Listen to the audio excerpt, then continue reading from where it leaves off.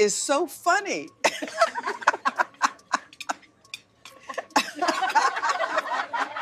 The crystal chandeliers of Le Bernardin cast dancing shadows across white tablecloths as the dinner rush reached its peak.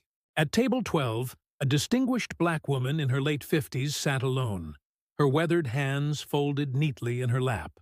Margaret Williams wore a simple navy dress and carried a modest purse, but her posture spoke of quiet dignity, earned through decades of hard work. "Excuse me, ma'am?" The voice belonged to Tyler, a young server with perfectly styled blonde hair and a condescending smile. "I think there's been some confusion. This section is reserved for our VIP guests." Margaret looked up calmly. "I have a reservation. Williams, party of one, 7:30. Tyler's eyes swept over her appearance, taking in the dress that, while clean and pressed, clearly wasn't designer. His smile became more strained. "Let me just check on that for you." He didn't move toward the reservation book. At the neighboring table, a couple in expensive suits whispered to each other, their eyes darting toward Margaret with thinly veiled curiosity. The woman pulled out her phone, angling it slightly in Margaret's direction. "Is there a problem here?" Jessica, the assistant manager, approached with her arms crossed. Her red hair was pulled back in a severe bun, and her black dress screamed authority. She glanced at Margaret with barely concealed irritation. "This lady claims to have a reservation," Tyler said, emphasizing claims just enough to plant doubt. Margaret reached into her purse and produced a confirmation email printed on slightly worn paper. 7:30. Table for one. "I called 3 weeks ago." Jessica barely glanced at the paper. "Ma'am, I'm sure you understand that Le Bernardin maintains certain standards. Perhaps you'd be more comfortable at the Olive Garden down the street? It's much more—" She paused, searching for the right words. "Family-friendly."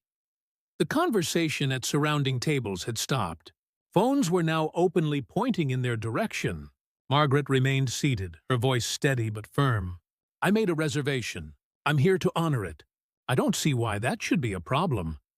A man at table 14 leaned over to his companion. "Can you believe this? They're being way too polite. Just call security." Margaret heard him. Her jaw tightened almost imperceptibly, but she said nothing. Tyler looked around nervously at the growing audience. "Look, lady, maybe you got confused about which restaurant—" "I'm not confused about anything, son." Margaret's voice carried a weight that made Tyler step back slightly. "I called Le Bernardin. I made a reservation for 7:30, under the name Williams. I'm here and I'm staying." Jessica's face flushed red. "Ma'am, I'm going to have to ask you to leave. You're creating a disturbance." "I'm sitting quietly in a chair," Margaret replied evenly.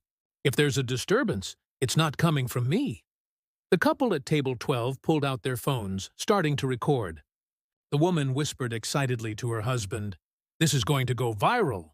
Look how they're treating her." Tyler glanced nervously at the phones. Could you please not film this?" "It's a public place," the woman replied. "I'll film whatever I want." Jessica's voice rose. "Ma'am, I'm asking you nicely to leave. Don't make this harder than it needs to be." Margaret folded her hands more tightly. "Are you refusing to seat a paying customer who has a confirmed reservation?" "I'm refusing to seat someone who doesn't belong here," Jessica snapped, her professionalism cracking. The restaurant had gone almost completely quiet now. Even the kitchen staff had emerged to peer through the service window. Margaret looked around at all the faces, some curious, some disgusted, some sympathetic. She took a deep breath.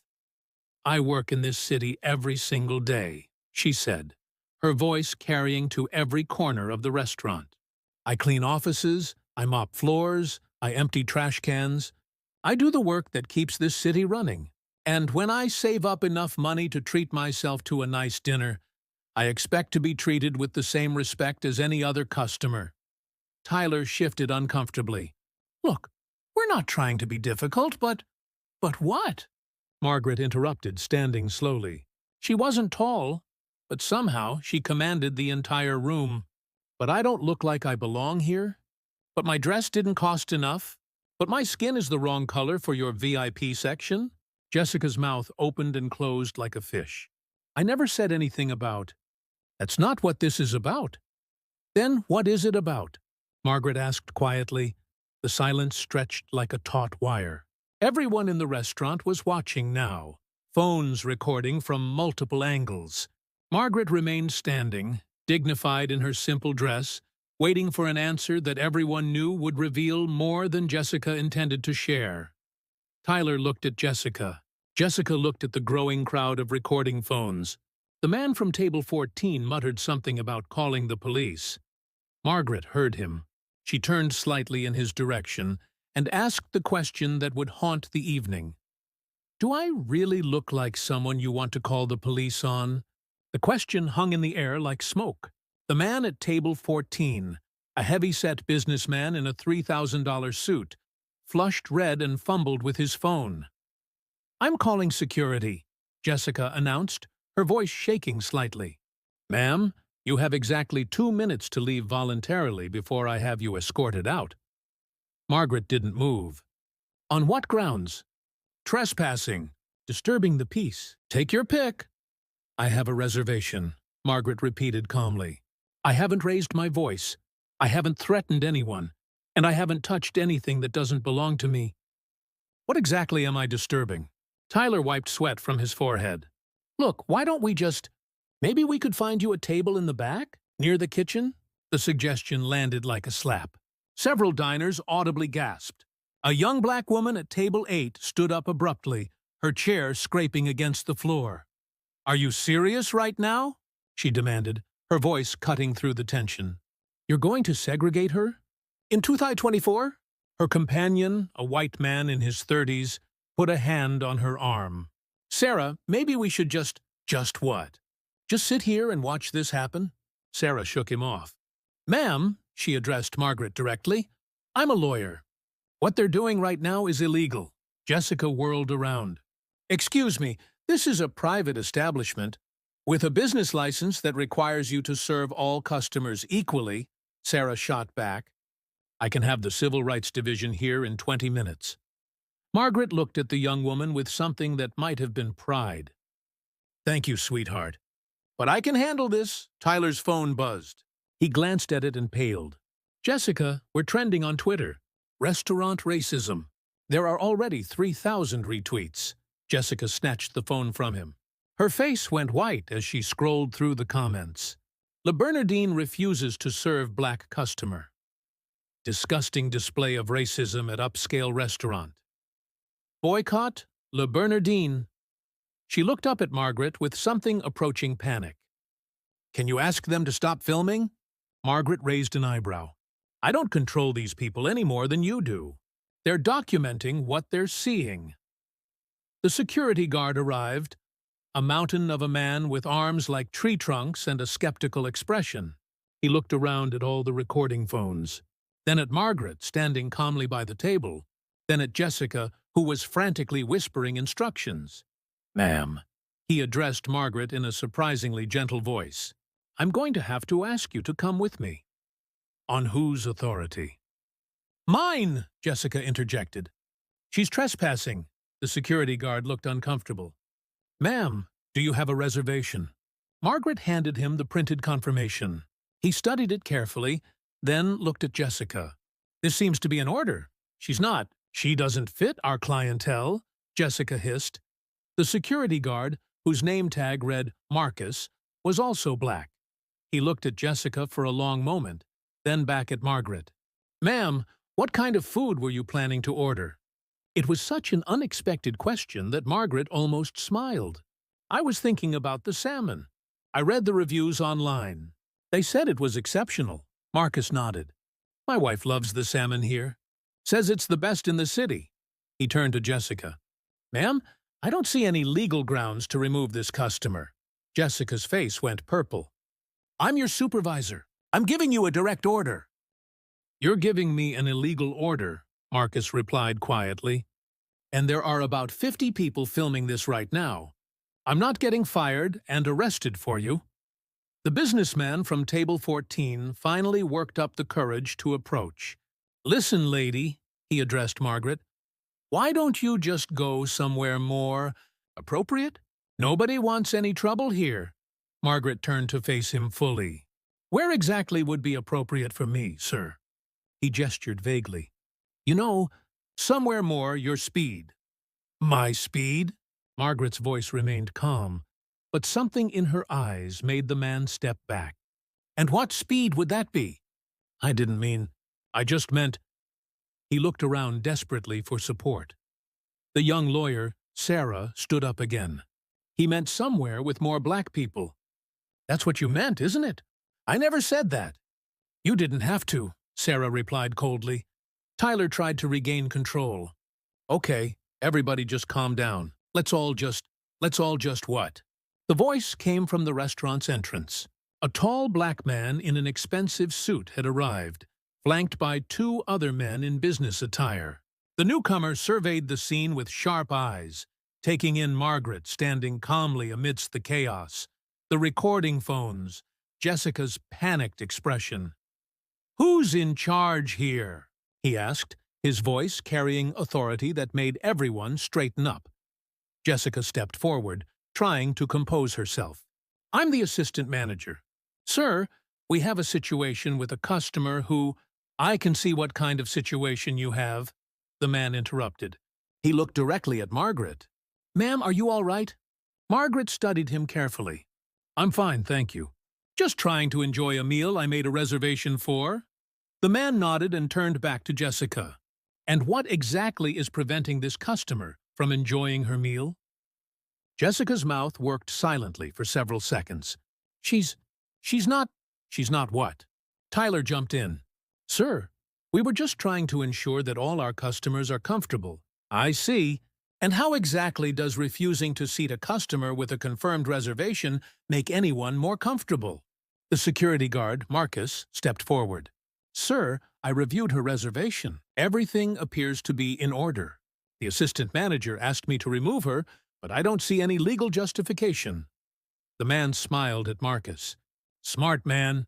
He turned back to Jessica. "What's your name?" "Jessica Morrison. I'm the assistant manager." "Well, Jessica Morrison, you've created quite a situation here. What do you think happens next?" Jessica looked around desperately at all the phones still recording, at the growing crowd of onlookers, at Margaret standing with quiet dignity in the center of it all. I don't know," she whispered. The man checked his watch. "In about 3 minutes. This video is going to be on every major news network. In an hour, it'll have 1 million views. By tomorrow morning, Le Bernardin is going to be the most famous restaurant in America. For all the wrong reasons." He paused, letting that sink in. "Unless," he continued, "you do the right thing." Right now, Margaret Williams had been cleaning offices for 37 years. She started when she was 18, fresh out of high school, supporting her newborn son when his father disappeared. Every morning at 4 a.m., she would rise in their small apartment in Southeast D.C., make breakfast, and catch 3 buses to reach the gleaming office buildings downtown. She had cleaned for law firms and consulting companies, pharmaceutical corporations and tech startups. She had mopped the floors where million-dollar deals were negotiated, emptied the trash bins that held the remnants of careers made and destroyed. She had listened to countless conversations, some inspiring, others heartbreaking, while remaining invisible to the people having them. The money was never enough, but it was steady.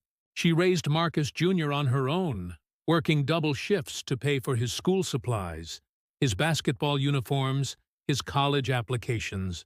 When he got into Howard University on a partial scholarship, she took on 3 extra office buildings to cover the rest of his tuition. She had been saving for tonight's dinner for 6 months, not because she couldn't afford it. She had learned to budget meticulously over the decades, but because this dinner represented something more important than money. Today was the 15th anniversary of the day Marcus Jr. graduated from law school, the day she had watched her son walk across that stage and knew that every sacrifice had been worth it. He was 32 now, a partner at one of DC's most prestigious firms. He had begged her to let him take her to dinner, to someplace fancy, to celebrate her achievements instead of his. But Margaret had insisted on doing this herself. She needed to prove something, not to him, but to herself, that she belonged anywhere she chose to be, that her work had dignity, that she had dignity. The reservation had been planned with military precision. She had researched the restaurant for weeks, reading reviews, studying the menu, even watching YouTube videos of the dining room so she wouldn't be intimidated by the atmosphere. She had saved up enough money to order whatever she wanted without checking prices. She had bought the navy dress specifically for this occasion. Not expensive, but new, and it fit her perfectly. This wasn't about proving she could afford Le Bernardin. It was about proving she deserved to be treated with respect wherever she went. Over the years, she had endured countless small humiliations. Security guards who followed her through department stores. Doctors who spoke to her like she was unintelligent. Clerks who counted her money twice, as if she might be trying to cheat them. She had swallowed each insult, focused on her goals, told herself it didn't matter what strangers thought. But tonight mattered. Tonight was supposed to be different. She thought about Marcus Jr., probably working late at his office right now, reviewing contracts for clients who paid more in legal fees than she made in a year. He had never known about most of the discrimination she faced.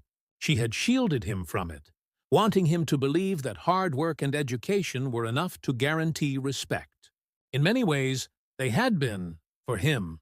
His success was proof that her sacrifices had meaning. But standing here in Le Bernardin, surrounded by recording phones and hostile faces, Margaret realized something important. This wasn't just about her anymore. Every person watching, either in person or through their screens, was seeing how a hard-working black woman was treated when she dared to enter a space others thought she didn't belong in. The stakes had grown beyond her personal dignity. This moment would define how her community saw itself, how her allies understood their role, how her enemies justified their behavior.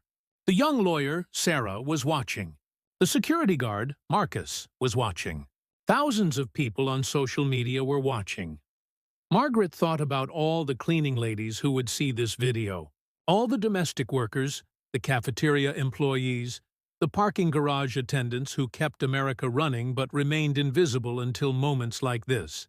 They were watching, too, wondering if there was any place in America where their hard-earned money and quiet dignity would be enough to guarantee basic respect. She had worked too hard and come too far to accept anything less than equality. Not tonight, not ever again. The young businessman's words echoed in her mind. Somewhere more. Your speed. She had been running at everyone else's speed her entire life. Getting up before dawn, working until her body ached, sacrificing her comfort for other people's convenience. Maybe it was time for everyone else to adjust to her speed for once. Margaret straightened her shoulders and prepared for whatever came next. She had raised a successful son, built a respectable life, and earned her place anywhere she chose to be. If Le Bernardin couldn't see that, the problem wasn't with her, it was with them. The tall black man in the expensive suit checked his watch again. 30 seconds until this goes national, he said calmly. Jessica, last chance to make this right. Jessica looked around frantically. The restaurant was packed now, not just with diners, but with people who had heard the commotion and come in from the street. Phones were everywhere, live streaming to Facebook, Instagram, TikTok. She could practically hear her career circling the drain. What? What do you want me to do? She whispered. Seat the lady. The man replied simply. Take her order. Treat her like any other customer. But, Jessica started, then stopped. There was no but. There never had been. Margaret watched this exchange with growing interest. The mysterious man clearly wielded some kind of authority, but she couldn't place him. He wasn't a customer. She had been watching the restaurant for the past hour, and he hadn't been there. He wasn't staff. His suit was too expensive, his demeanor too commanding. Tyler stepped forward nervously. "Sir, are you with the health department?" "Corporate? We can explain—" "Can you?" the man asked mildly. "Please explain to me why a customer with a valid reservation has been standing here for 20 minutes instead of enjoying her dinner." Tyler's mouth opened and closed, soundlessly. The businessman from table 14, apparently lacking any sense of self-preservation, spoke up again. "Look, we're all being very reasonable here. Nobody's trying to cause problems. But this establishment has a certain reputation to maintain." "What reputation is that?" the man asked, turning his full attention to the businessman. "Well, you know," the businessman gestured vaguely. "Exclusive, high-end, a certain caliber of clientele. And this lady doesn't meet your standards for caliber?" The man's voice remained perfectly pleasant, but something in his tone made the businessman shrink back. "I didn't say that exactly." "What did you say exactly?" Margaret found herself genuinely enjoying this exchange. The mysterious man was systematically dismantling every weak excuse and coded phrase they had thrown at her.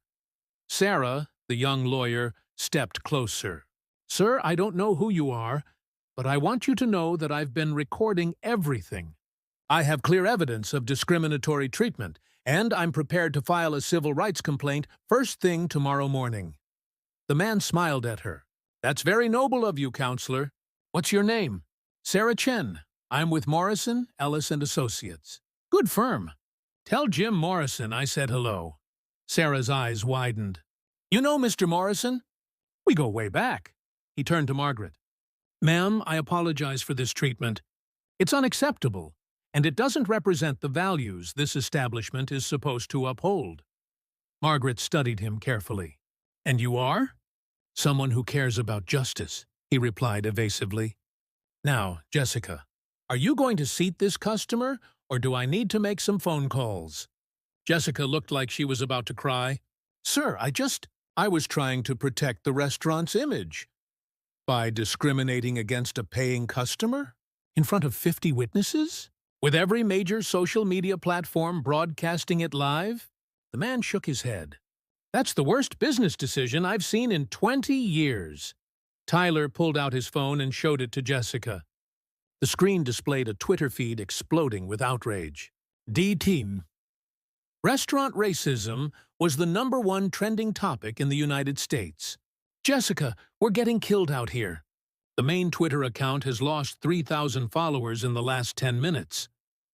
Jessica grabbed the phone and scrolled frantically.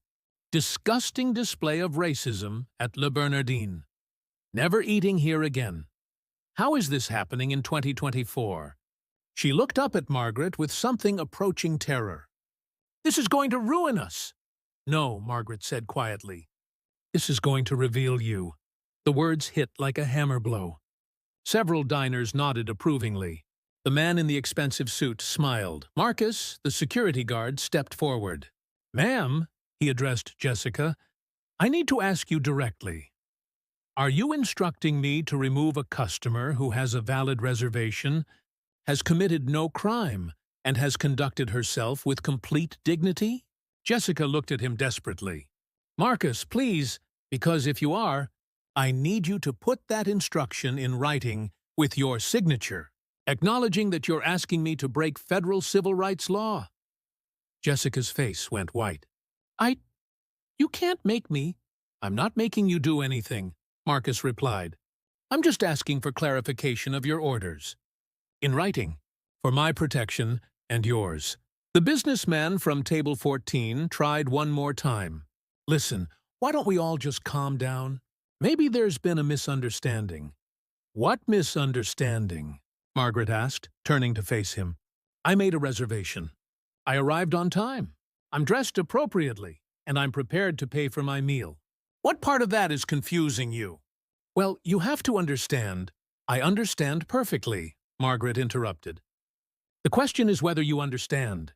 Do you understand that I have the same rights as every other customer in this restaurant? Do you understand that my money spends the same as yours? Do you understand that treating people differently based on how they look is illegal, immoral, and un-American? The businessman's face flushed red. I never said anything about how you look. You didn't have to, Sarah interjected. Everyone here heard what you really meant. The man in the expensive suit checked his phone. 23,000 retweets and climbing, he announced. CNN just picked up the story. Fox News is running it on their news ticker. This is national now. Jessica looked like she was going to faint. What do you want from me? I want you to do your job, Margaret said simply. Seat customers. Take orders. Provide good service. Treat everyone with respect. It's not complicated. Tyler wiped his forehead again. Ma'am, would you like to see a menu? It was such a simple question, but it represented a complete reversal of everything that had happened for the past half hour. Margaret looked at him for a long moment. I would love to see a menu, she said graciously. Thank you. Jessica watched in horror as Tyler handed Margaret a leather-bound menu. The crowd murmured approvingly. Several people clapped, but the mysterious man wasn't finished. He pulled out his own phone and made a call that everyone in the restaurant could hear. Yes, it's me. We have a situation at Le Bernardin that requires immediate attention. No, bring everyone. The full team. Yes, tonight. He hung up and looked directly at Jessica. You wanted to know who I am? You're about to find out. Within minutes, the situation exploded beyond anything Jessica could have imagined. The hashtag #TheRestaurantRacism had been shared by celebrities, politicians, and influencers. A local news crew arrived outside, their van's satellite dish extending into the night sky. Through the restaurant's windows, Margaret could see reporters setting up cameras on the sidewalk.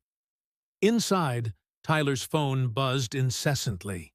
Jessica, corporate is calling. The owner is calling. The Washington Post wants a statement. His voice cracked with panic. The D.C. mayor just tweeted about us. Sarah, the young lawyer, held up her phone to show the crowd. Congresswoman Johnson just retweeted this with unacceptable in 2024. That's 2 million followers seeing this right now. The businessman from Table 14, finally grasping the magnitude of what he'd walked into, quietly tried to slip toward the exit. Margaret noticed. Leaving so soon? She asked pleasantly. I thought you were concerned about the restaurant's standards. Don't you want to see how this ends? He froze, caught between the door and the dozens of cameras still recording. I have an early meeting. At 8:30 on a Thursday night? The mysterious man's voice carried amusement. That's dedication. More people continued to stream into the restaurant. Not customers, but concerned citizens, civil rights activists, and journalists who had heard about the confrontation. The maitre d' had given up trying to control the chaos and was simply standing by the reservation podium, looking shell-shocked. Jessica's phone rang again. She answered with trembling fingers. Le Bernardin, this is Jessica. Yes, sir, I understand. No, sir, I can explain. Her face went ashen as she listened. Yes, sir. Right away, sir. She hung up and looked around desperately. That was corporate headquarters. They're sending the regional director. Immediately. Good, Margaret said calmly. I'd like to speak with someone in authority. Tyler laughed bitterly. Lady, you have no idea how much authority is about to walk through that door. As if summoned by his words, a convoy of black SUVs pulled up outside. Through the windows, they could see men and women in expensive suits emerging, along with what appeared to be legal representatives carrying briefcases. But it was the older black woman who emerged from the lead vehicle that made Margaret's breath catch. Even from a distance, even through the glass and the crowd, there was something familiar about her bearing, her confident stride. The mysterious man smiled. Right on time. The restaurant's front door opened, and a phalanx of corporate executives entered. Leading them was a distinguished black woman in her 70s, impeccably dressed in a charcoal business suit that probably cost more than Margaret made in a month. Her silver hair was perfectly styled, her posture radiating decades of boardroom battles won. Behind her walked a younger, black man who looked remarkably like the mysterious man who had been defending Margaret. If that man had been dressed in a $2,000 suit and carried himself like he owned the EE building. Jessica stumbled forward. Mrs. Patterson? Ma'am, I can explain everything. The older woman, Mrs. Patterson, held up one manicured hand for silence. Her eyes swept the chaotic scene. The recording phones, the crowds of onlookers, the news crew visible through the windows, Margaret standing with quiet dignity in the center of it all. Explain? Mrs. Patterson's voice was cultured, authoritative, and ice-cold. Explain how my restaurant became the epicenter of a national scandal? Explain how a customer with a confirmed reservation has been denied service for 45 minutes? Explain how my establishment is trending worldwide for discrimination? Jessica's mouth moved soundlessly. Mrs. Patterson continued, Do you know how many calls I've received in the past hour? The NACP, the Urban League, 3 different civil rights law firms, the mayor's office, a producer from 60 Minutes. She paused, letting each word land like a hammer blow. The President of the United States just issued a statement about what happened in my restaurant. The crowd murmured in amazement. Margaret felt a chill run down her spine. The President? This had escalated far beyond anything she had imagined. The younger man stepped forward. Jessica Morrison, assistant manager, hired 18 months ago. Previously worked at 3 restaurants, 2 of which had discrimination complaints filed against them during her tenure. He consulted a tablet. Tyler Jenkins, server. 4 months employment. 3 customer complaints about attitude toward minority customers. Tyler's face went white. How do you know all that? We know everything, the man replied simply. We know that you seated the Richardsons at table 12 even though they didn't have a reservation, because Mr. Richardson is a city councilman. We know that you comp meals for customers you consider VIPs without authorization. We know that you've been skimming tips from the Mexican busboys because you think they won't report you. Tyler stepped backward, bumping into a chair. That's not, how could you possibly? Because we own this restaurant, Mrs. Patterson said quietly. We own this entire chain, and we make it our business to know exactly what happens in our establishments. She turned to Margaret, and for the first time since entering, her expression softened slightly. Ma'am, I owe you a profound apology. The treatment you've received tonight is not just unacceptable. It's a betrayal of everything this company claims to stand for. Margaret studied the older woman's face. There was something in her eyes, something beyond corporate damage control. Who are you? She asked quietly.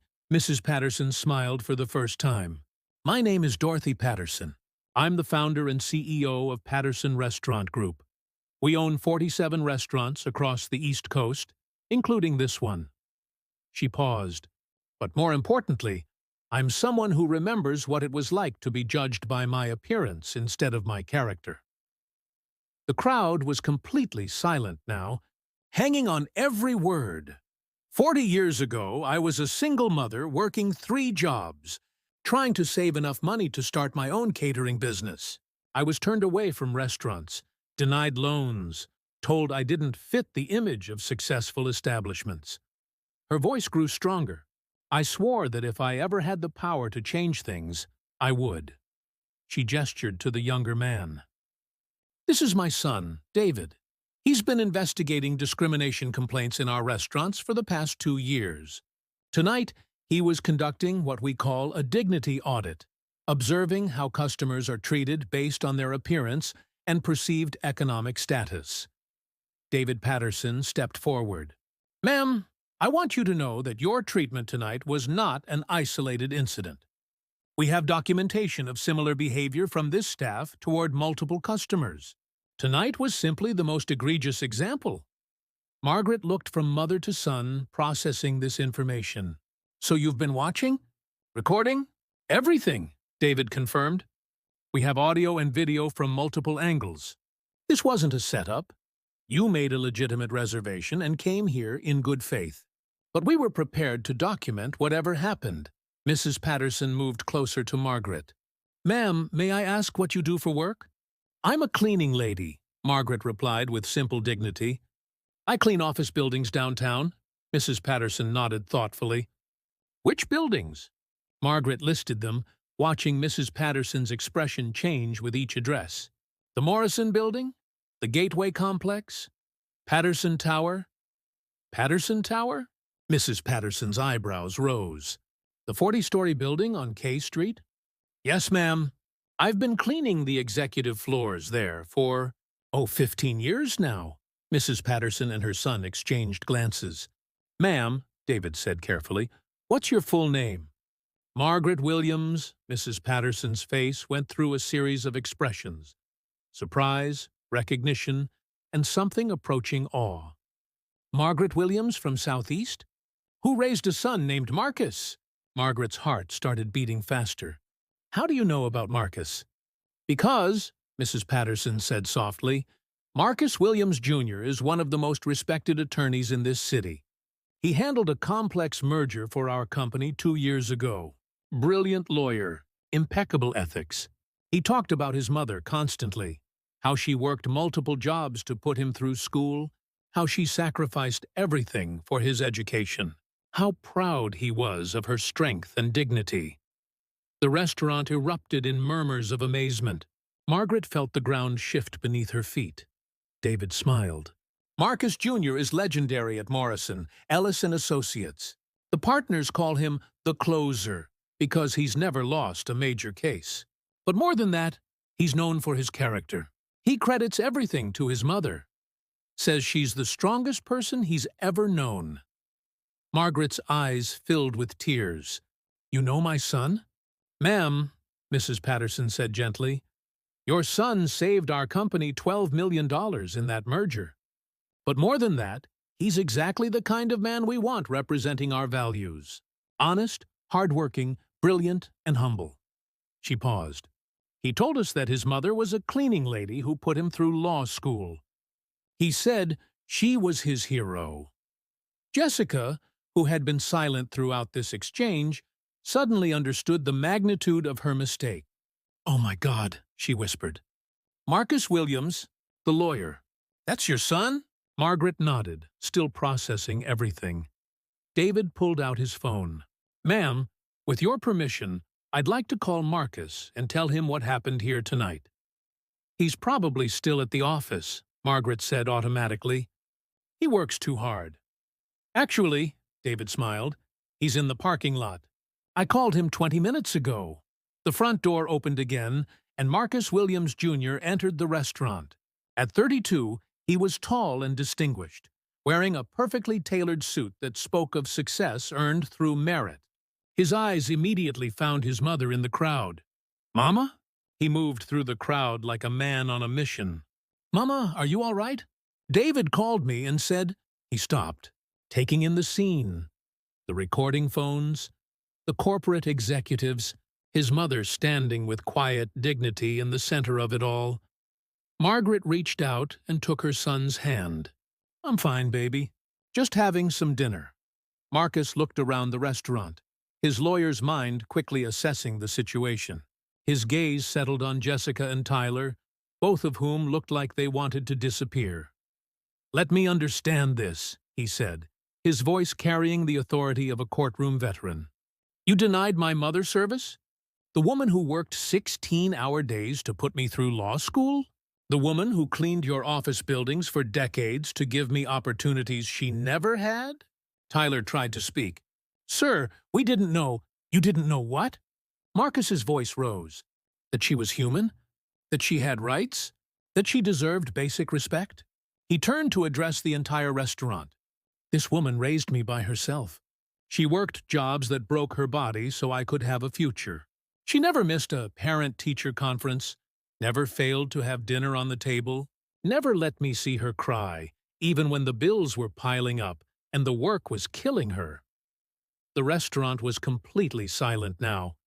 "You want to know who my mother is?" Marcus continued. "She's the reason I became a lawyer. She's the reason I fight for justice. She's the reason I never take shortcuts or compromise my ethics.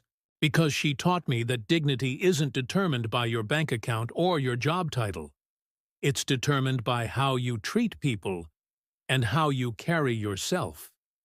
Mrs. Patterson wiped tears from her eyes.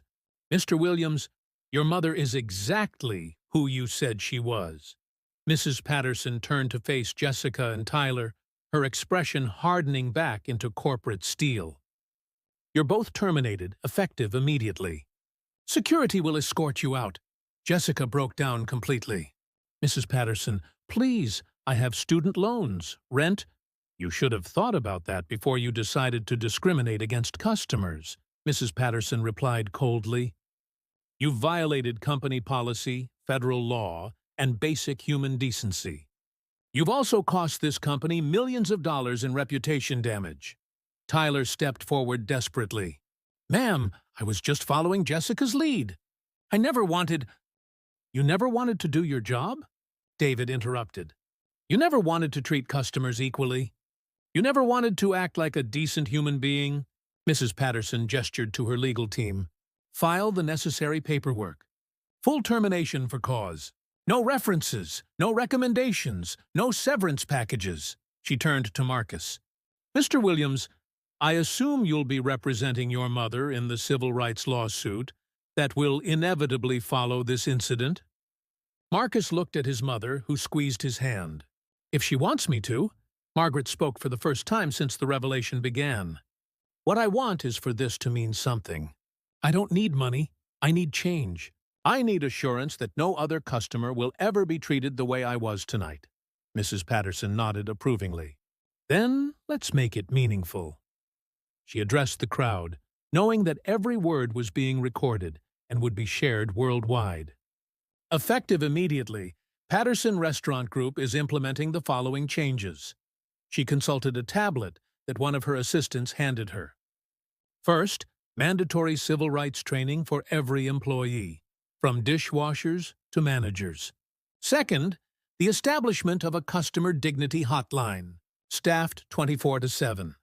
Third, the creation of a scholarship fund for the children of service industry workers, administered in partnership with the Antu Adwe CP. The crowd murmured approvingly. Fourth, she continued, we're hiring an independent auditing firm to conduct regular dignity audits at all our locations. Any employee found discriminating against customers based on race, appearance, or perceived economic status will be terminated immediately. Marcus stepped forward. That's a good start. I'd also like to see financial compensation for my mother's emotional distress, and a public apology broadcast on all the social media platforms where this incident went viral. Done, Mrs. Patterson agreed immediately. And I'd like to add one more thing. She looked directly at Margaret. Ma'am, Patterson Restaurant Group would be honored to offer you a position on our Customer Experience Advisory Board. We need people who understand dignity from both sides. As someone who has worked in service industries, and as someone who deserves to be served with respect. Margaret considered this. What would that involve? Helping us train employees, reviewing policies, visiting locations to ensure our standards are being met. It would be part-time, well compensated, and directly focused on preventing incidents like tonight from ever happening again. Margaret looked around the restaurant, at the recording phones, at Jessica and Tyler being escorted out by security, at the crowd of witnesses who had supported her, at her son, who was beaming with pride. I accept, she said simply. The restaurant erupted in applause. Sarah, the young lawyer who had first offered to help, stepped forward. Ma'am, it's been an honor witnessing your grace under pressure tonight. You've changed something important. Marcus hugged his mother tightly. Mama, I'm so proud of you. Margaret smiled. Baby, I'm just getting started. 6 months later, the Le Bernardine incident had become a case study in business schools and civil rights seminars across the country. The viral video had been viewed over 50 million times, spawning documentaries, think pieces, and legislative hearings about discrimination in public accommodations. Jessica Morrison was working at a chain restaurant in suburban Virginia, her employment prospects permanently damaged by her association with the incident. Tyler Jenkins had moved back home with his parents, struggling to find work in the hospitality industry. Marcus, the security guard who had refused to remove Margaret, was promoted to head of security for all Patterson Restaurant Group locations. His integrity under pressure had made him a corporate legend. Margaret Williams became the face of customer dignity advocacy, speaking at conferences and consulting with businesses nationwide. The scholarship fund established in her honor had already provided full college funding for 37 children of service workers. But the most important change was quieter, more personal. In restaurants, stores, and service establishments across America, employees thought twice before making assumptions about customers based on their appearance. Managers instituted policies that prioritized dignity over perceived status.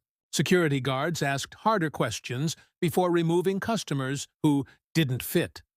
The final scene of countless training videos showed Margaret Williams, dignified in her navy dress, standing calmly in the chaos of that night, proving that respect isn't earned through wealth or status. It's owed to every human being simply because they exist.